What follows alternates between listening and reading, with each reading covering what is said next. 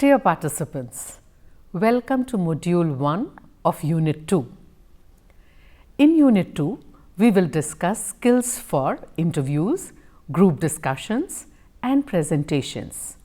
These are skills for communicating at an advanced level in professional settings. I'm Madhumita Sinha. Remember me from Module 1 and 2 of Unit 1? Apart from the script of the lecture, you have worksheets that have learning activities and tasks. You will need to download the worksheets and do the exercises so that you get enough practice. You will also need to listen to the tapes which are there and to read the material which is given to you. Let us begin with interviews. Interviews are a part of adult life and are important for higher studies and professional career. As the words elimination and selection are linked to these, interviews sound like an intimidating practice. But with good practice and preparation, one can manage it well. According to the Collins Dictionary, an interview is a formal meeting at which someone is asked questions in order to find out if they are suitable for a job or for a course of study. Interview as a term is derived from the French term entrevoir, which means to have a glimpse or a brief view. So an interview is usually to make the choice for a right candidate. Let us look at learning outcomes. Once you have completed this module, you will understand the format and the entire process of interviews. You will learn to prepare and plan systematically to face interviews. You will also prepare to deal with obstacles during the interview. Also, you will be able to identify appropriate verbal and non-verbal communication skills. Take a look at Worksheet 1, Learn 1.1.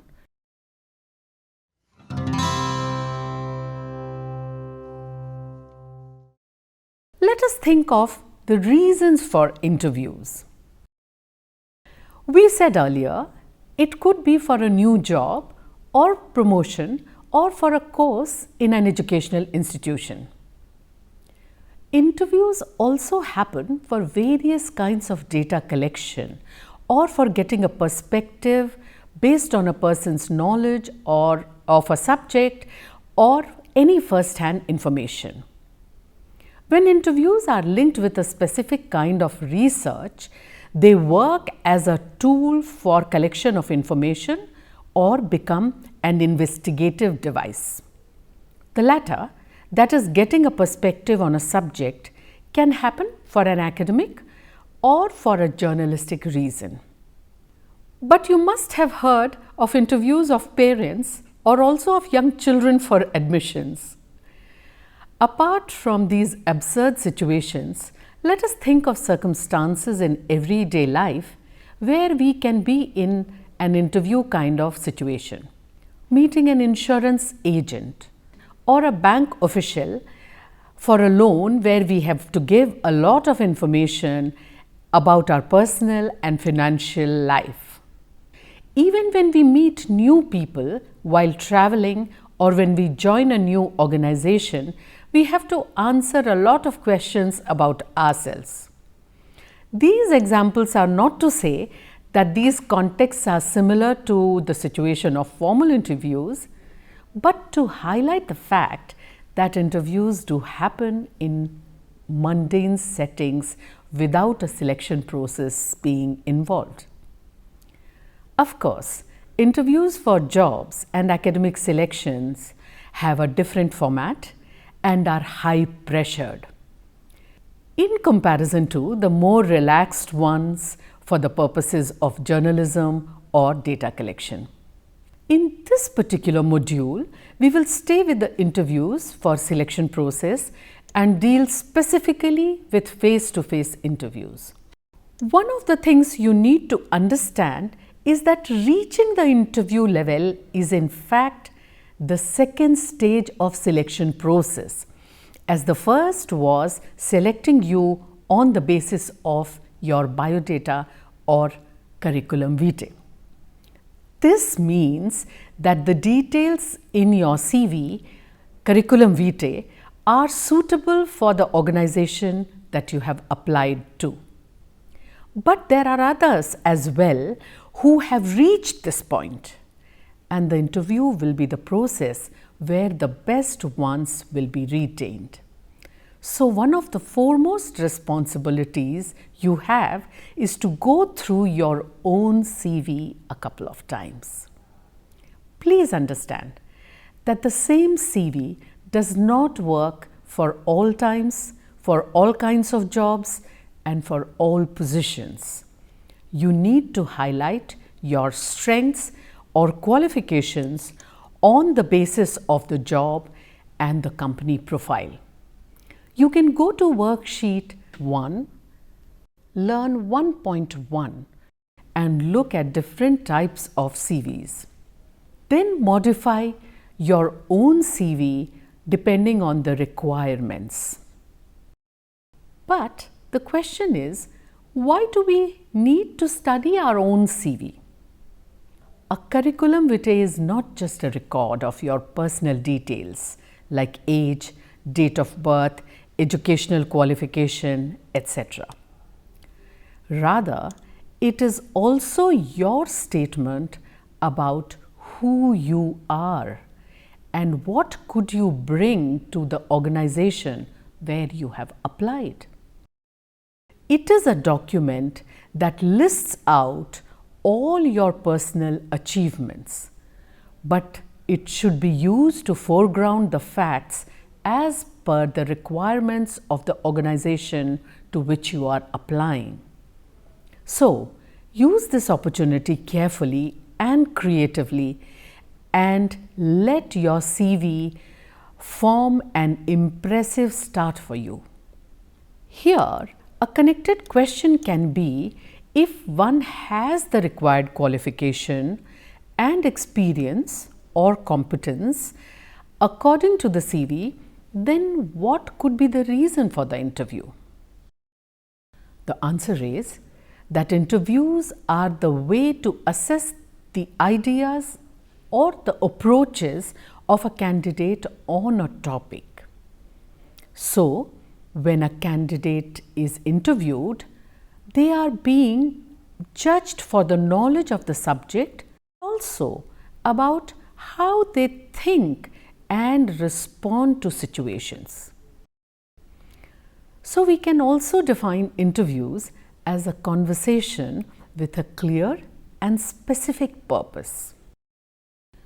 In a wide range of situations, the ability to answer tough questions and to stay cool under pressure is extremely valuable. Most of the material that you will read will tell you that the key to success in interviews lies in preparation and planning. Before we proceed further, please go to worksheet 1, learn 1.2, where you have 2 links provided to you of 2 film clips from the same film, The Pursuit of Happiness. Watch the first clip and make notes about appearance, mannerism, ability to take questions, preparedness of the candidate. Also jot down the basis on which the interview panel asked questions. Then go to the second clip and add to the notes you made earlier after watching the first clip. This will start you to think on the do's and don'ts of an interview. What are the differences that you can observe and think about which change from clip 1 to clip 2 to contribute to professional atmosphere? Here we have to understand that, like the film context, not all interviews are conducted by a panel or a group of people. That means there can be different types of interviews based on ways or modes according to which they are conducted. The first one, face-to-face. The first one of this type can be an interview on one-to-one basis, meaning one official interviews one candidate, and the second one can be where an individual is being interviewed by a panel. Second, group interviews. Group interviews are the ones where a group of candidates interested in a position are given a topic or a case that they discuss while a couple of executives observe and grade them on a set criterion. Group discussions are a good example of this, where either a topic is discussed or a case is analyzed. Telephonic interviews is the third one. These are conducted on phone and can happen for candidates who are far away or have issues in attending an interview personally. It can also happen for jobs where phone skills are of utmost importance, for example, telemarketing, call center jobs, etc. For these two, you should be fully prepared with your CV in hand. Stay focused on the conversation, as any distraction will show in your voice, as will your alertness and your smile. Please go to worksheet 1, learn 1.3 and check the given website for all details of telephonic interviews. Fourth, video interviews. This can be done on Skype, Google Meet, WebEx, Zoom or any other platform that is chosen for the purpose. The format will largely be like a face-to-face interview, and this type of interview can also be on one-to-one basis or with a panel. You need a good internet connection and a quiet place for this to concentrate on the transaction solely. You will find a detailed description of video interviews in the website given in worksheet 1, learn 1.4. There can also be interviews where you will need to video record yourself while answering the questions already sent to you and send this recording to the prospective employer. There can be a second set of interviews that are based on different methods deployed for selecting candidates, based on their ability to solve a problem, demonstrate behavioral aspects, or how one can handle stress, and so on.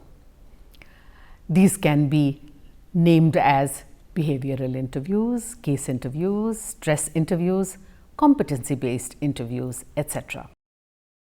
For a detailed understanding of the method-based interviews, check out the two websites given in worksheet 1, learn 1.5. These details will equip you to understand various types of job interviews. Let us now divide interviews in three parts: before, during and after, and discuss these aspects. The phase referred to as before is the preparatory phase. So let us list out what is needed to be done. Before, preparation. First, research the company, its history, vision statement, departments, products, challenges, goals, etc. You should carefully check the website of the company and get familiar with the important details. Second, reread the job description given in the advertisement. This will enable you to show how you are suitable for the job. In case there is any shortfall, you will be able to think and justify it. Third, carefully list out your competency from your academic performance, work experience, extracurricular activities in relation to that of the job description. Fourth, list out as many questions as possible that you think the interviewers can ask you and prepare the responses thoroughly. The questions will cover aspects of your education, experience, accomplishments, etc. Do not rule out a totally unexpected question. Please go to worksheet 1, learn 1.6 and see the list of possible questions. Please add more to these on the basis of your CV and prepare the responses. But do remember that you should sound natural while responding and not like a person who is giving mugged up answers. Record some of your responses and listen to them. This will help you improve your answers wherever need be. Take care of the pace of your speech and the pitch of your voice. In worksheet 1, learn 1.7, there are some talks that you can watch before you prepare for an interview. After this preparation, we reach the interview day. So, as yet we are not enduring, but we are thinking of the interview day, which is linked to the actual interview situation and a little before it that we refer to as during. Interviews are as much about your knowledge and competence as they are about your personality, grooming and behavior. And this brings us to the day which we are calling during. Dress well, but do not be too flashy. The first impression is quite often made on your appearance, so try to dress carefully. Being in formals may be the safest bet. Avoid wearing new clothes or new shoes. New clothes can be uncomfortable sometimes and new shoes can bite, which will distract you. The idea is to use things you are familiar and comfortable with so that you can focus entirely on the interview process. Reach the venue 15 minutes before the allotted time to avoid unnecessary rush and subsequent anxiety bouts. This will give you time to get acquainted with the place and other candidates. In other words, you get some time to breathe easy. If due to an emergency you get delayed, do call and inform the office about it. Usually people understand a problem and can understand an emergency situation, so you may be accommodated later. Now let us consider the actual interview situation in steps. Once you enter the room, greet everyone warmly. If there are only 1 or 2 interviewers, do a firm handshake with them. Take a seat only when you are asked to. Do not pull the chair noisily or place the file on the table with a thud. Sit straight, as good posture is a mark of confidence, and maintain eye contact with the person who is asking a question. But while answering, do look at the other members of the interview panel too. All through the interview, remain alert, energetic, and pleasant. Speak in a clear and firm voice. Good communication skill is essential to crack an interview. Questions are the key to an interview, so listen to these carefully and then respond. Try to be to the point and not too elaborate. The best strategy may be to give well-informed, concise answers. Take cues from the reactions of the panelists and ask whether they need any further clarification. In case you have any doubts about a question, do not hesitate to seek clarification. There is no harm in you taking some time to think before answering too. No interviewer dislikes a candidate who mulls over a difficult question before responding. But do not make the interview process sluggish by pretending to be thinking all the time. Being too slow may suggest that you really don't know the answers or you are not very well prepared. In case you do not know an answer, admit honestly. Do not be evasive. Apart from the most common questions like, tell us about yourself, or why do you want to change your job? There can be questions asking you about your previous experience, your ability to solve a problem, or a conflict. These will be specific to your experience. Go to worksheet 1, learn 1.8 and check out the website for possible questions and clues to answer them. Also look at the list of do's and don'ts for an interview in the same worksheet. In case your interview is for a change of a job, speak about the possibilities in this company, but do not speak ill of your earlier organization at all. You should foreground the positives, your learning, your experience there, a possibility for a better position, better pay here. Now we come to the after, but with the end of the interview process. You will be told when the interview gets over.